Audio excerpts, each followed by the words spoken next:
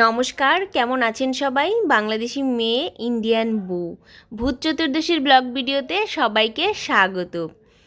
শ্যামা পূজার আগের দিন হয় ভূত চতুর্দশী। ভূত চতুর্দশীর দিনে সবাই 14 প্রদীপ প্রজ্বলন করে ও তার সাথে 14 শাক খায়। গত বছর থেকে আমি এই ভূত চতুর্দশীর সাথে সম্পৃক্ত আছি বলা যায়, যেহেতু গত বছরের দুর্গাপুজো, কালী পুজো সব কিছুই আমার কলকাতায় কাটানো হয়েছে। আর এই ভূত চতুর্দশীর দিনে এবছর আমি কি করলাম সব কিছুই তোমাদের সাথে শেয়ার করব। এবছরের ভূত চতুর্দশীর দিনটা বেশ হুটুপুটি করেই চলে গেল। সকালবেলা গিয়েছিলাম শান্তিপুর। সেই শান্তিপুর থেকে ফিরতে ফিরতে সন্ধে হয়, আর বাড়িতে ছিল না মামুনি, বাবিন, কেউই। বলা যায় একদম চট জলদি করে সব কাজ গুছিয়ে নিলাম। প্রথমে আমি নিজেকে একটু নিজের মতো করে পরিপাটি করে তুললাম। আমি মনে করি কি জানো, কোনো কাজ সুন্দরভাবে করার জন্য নিজেকে একটু পরিপাটি সুন্দর করে সাজিয়ে গুছিয়ে কাজটা করতে পারলে বেশ কাজের প্রতিও মনোযোগটা বৃদ্ধি পায়। পুরোটাই আমার নিজের মতামত বলতে পারো। এবার আমি ঠাকুরের আসনের সামনে রঙ্গোলি দেব। প্রথম যে কাজটা, গত বছর ঘরের মাঝখানের রুমের মাঝখানের মেঝেটাতে আর ঠাকুরের সামনে দুই জায়গায় রঙ্গোলি দিয়েছিলাম, যেহেতু মামুনি, বাবিন সবাই ছিল একসাথে। এবার যেহেতু একা অনেকটা লেটও হয়ে গেছে বলা যায়, তাই আমি ঠাকুরের আসনের সামনেই আর কি রঙ্গোলিটা দিলাম। তারপর 14টা প্রদীপে তেল সলতে দিয়ে 14টা প্রদীপ প্রজ্বলন করে এবার রঙ্গোলির চারোদিকে 14টা প্রদীপ ঠাকুরের সামনে নিবেদন করব।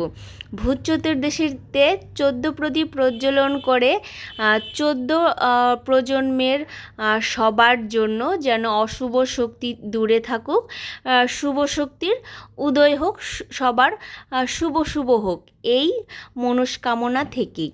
এবার তোমাদের সাথে আরেকটা কথা শেয়ার করি। এই 14 প্রদীপ 14 শাক মায়ের সাথে শেয়ারও করেছি। আর মায়ের সাথে শেয়ার করায় মাও 14 প্রদীপ পালবাড়ি থেকে মাটি এনে 14টা কাঁচা কাঁচা প্রদীপ বানিয়ে আর কি ঠাকুরের সামনে নিবেদন করেছি। শুনে আমার বেশ ভালো লাগলো।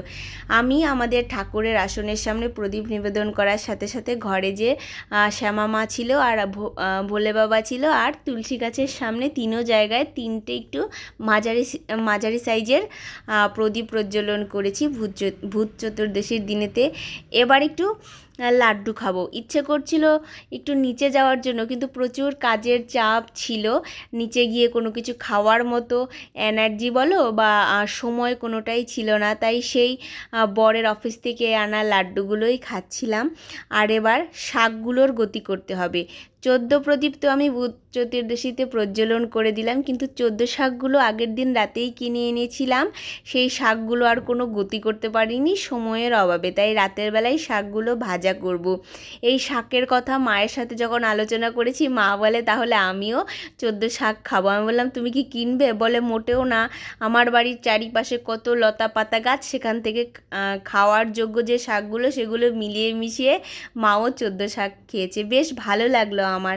আমি এখানে এসে একটা নতুন অনুষ্ঠানের সাথে সম্পৃক্ত হয়েছি, সেগুলো মার সাথে গল্প করেছি, মাও সেটা আবার ওখানে করেছে। 14 শাকটা কাটাই ছিল, তবে আমাকে একটু বেছে ধুয়ে ভালোভাবে নিতে হয়েছে।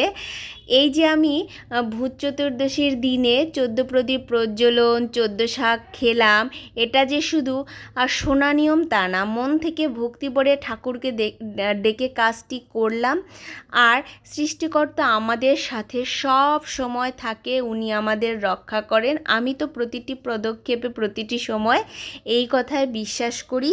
সবাই ভালো থেকো, সুস্থ থেকো, টাটা।